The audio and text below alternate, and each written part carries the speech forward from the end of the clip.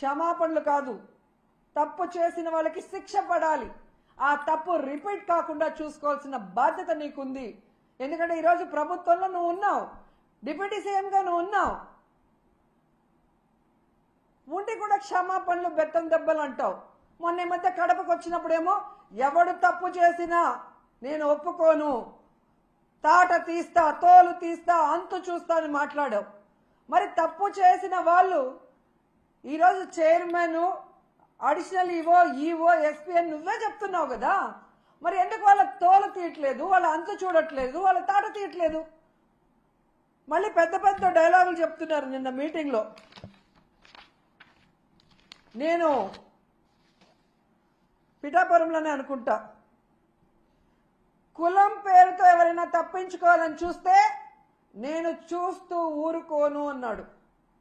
మరి ఈరోజు బిఆర్ నాయుడు గారిని, వెంకయ్య చౌదరి గారిని, సుబ్బారాయుడు గారిని శిక్షించడానికి ఏ కులం చూసి నువ్వు భయపడి ఆగిపోతున్నావు అని అడుగుతున్నా.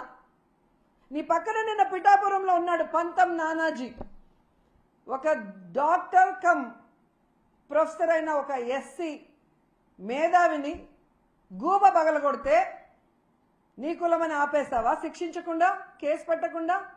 మళ్ళీ పెద్ద పెద్ద డైలాగు, కులం చూసి నేను భయపడను అని.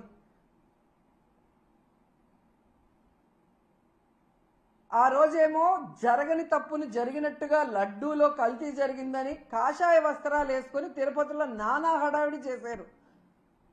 ఈ రోజేమో తప్పించుకొని తిరుగుతూ క్షమాపణ చెప్తే చాలంటారు. మీ ద్వంద్వ వైఖరి చూస్తున్నారు. ఏదైతే తెలంగాణలో సంధ్యా థియేటర్లో తొక్కిసలాటలో ఒక్కరు చనిపోతే 14 మంది సినిమా హీరోతో సహా థియేటర్ యాజమాన్యం వరకు 14 మంది మీద కేసులు, క్రిమినల్ కేసులు ఫైల్ చేశారో, ఈరోజు చంద్రబాబు నాయుడు అవసరం లేకపోయినా కుప్పంలో మీటింగ్ పెట్టుకొని అఫీషియల్స్ని తిప్పుకొని ఇక్కడ 6 మంది ప్రాణాలు తీసి 60 మంది గాయాలకు కారణమైనందుకు ఆయనతో సహా టీటీడీ పాలకవర్గంతో సహా ఎస్పీతో సహా అందరి మీద క్రిమినల్ కేసులు నమోదు చేయాలని డిమాండ్ చేస్తున్నాం.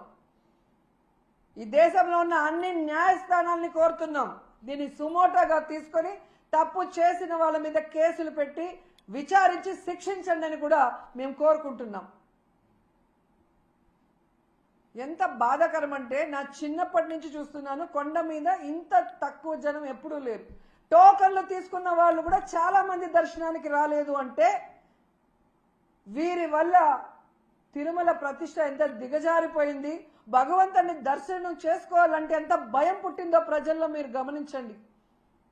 మొన్న జరిగిన ఇన్సిడెంట్తో తిరుమలనే కాదు, సింహాచలంలో కూడా భక్తుల రద్దీ లేకపోవటం మీరు గమనించాలి. ఎవరైతే ఉన్నారో మఠాధిపతులు బయటికి రండి. హిందుత్వాన్ని, మన దేవుళ్ళని, మన టెంపుళ్ళని ఈరోజు పరువు ప్రతిష్ట దిగజార్చే విధంగా పరిపాలిస్తున్న ఈ చంద్రబాబు నాయుడు, పవన్ కళ్యాణ్కి బుద్ధి చెప్పండి. ఏ హిందూ భక్తుల ప్రాణాలు పోయాయో. 11 సీట్ల నేత జగన్ రెడ్డి గారు నిన్న తిరుపతి పద్మావతి మెడికల్ కాలేజీపై రౌడీయిజానికి వచ్చారు. అదిగోని ఎవిడెన్స్.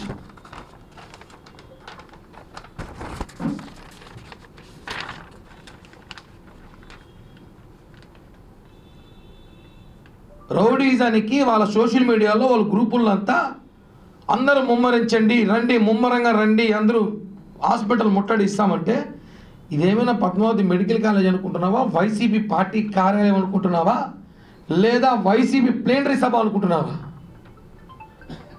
అక్కడ పేషెంట్లు ఉన్నారు. మేము ఎలా వచ్చాము?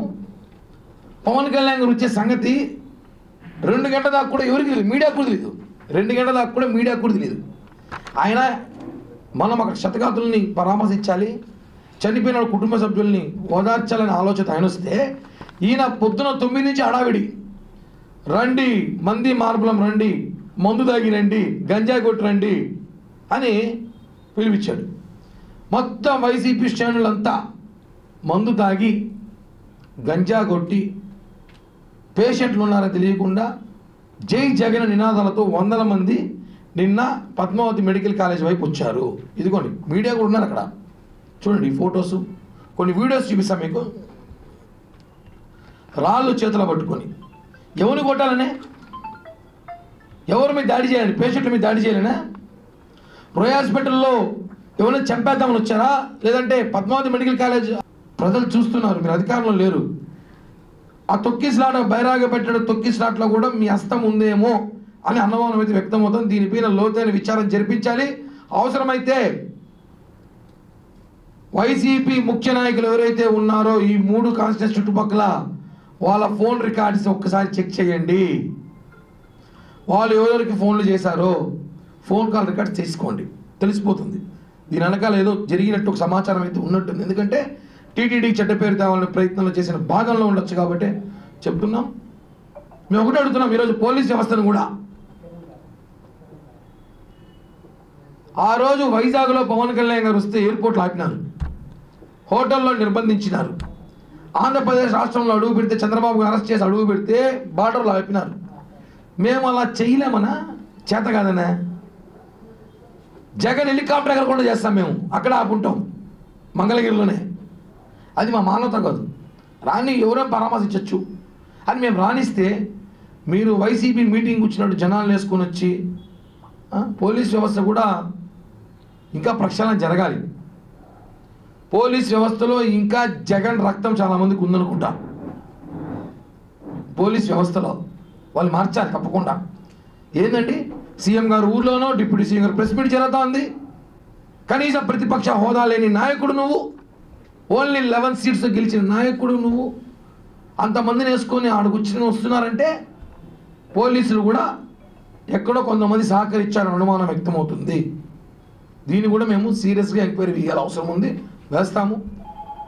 ప్రజలు తెలుసుకోవాల్సింది ఏమంటే ప్రెస్ మీట్ ద్వారా అధికారంలో లేనప్పుడు ఇంత ఓవర్ యాక్షన్ చేస్తుంది జగన్ గ్యాంగు.